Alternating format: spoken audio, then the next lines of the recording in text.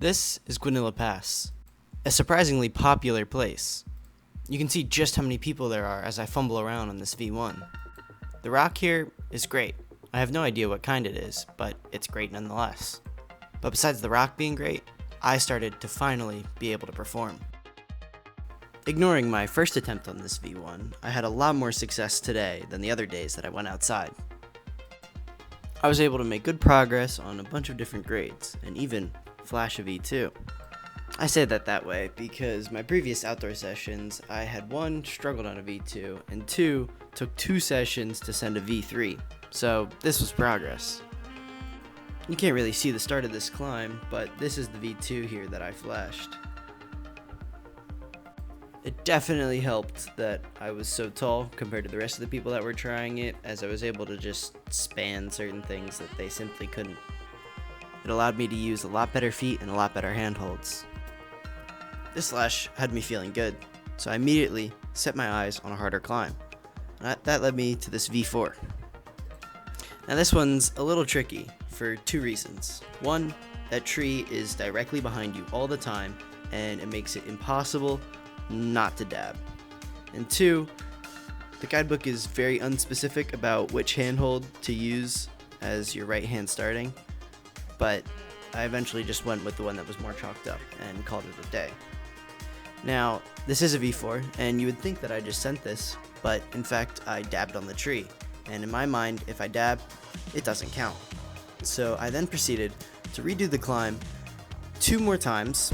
I don't think I was recording for the second, but I sent this V4 a total of 4 times, and I'm pretty sure I slightly dabbed in every single one of them, except the third one, it was barely anything, and the fact that I did it 3 times is good enough for me. With a short intermission, I then went on to try this dyno with some of these people that I had met.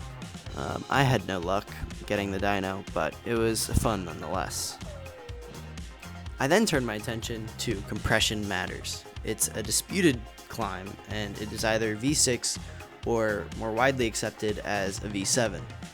Now, the start is a finicky, slab type thing on this triangle block that took me a while just to figure out. But you stand up and get into an undercling. This is me trying to figure out how to simply just establish myself. And you can just see how weird it is. Eventually it clicked, and I was able to start it. It's one of those things where once you figure it out, you can do it easily and effortlessly every single time. But here's where the boulder gets its name. It has a lot of giant compression moves if you go with the traditional beta. And that's what I was trying at first, because I had the perfect wingspan to make that compression feel amazing. There is an alternative Gaston beta with a undercling side pull in that middle face right where my head is right now, but I just could not make that work with my shoulder. It was too painful. And the fact that I was getting close to this move made me want to do it that way.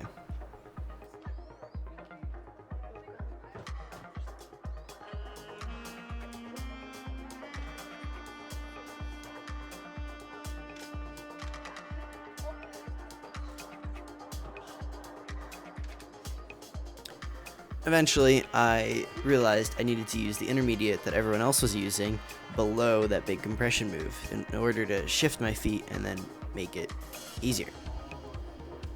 Right there is the intermediate, but my foot dropped off. I ended up throwing myself at this boulder for about 2 more hours, leading to a 6-hour session total. I then came back the next day with the sole intent of trying this boulder.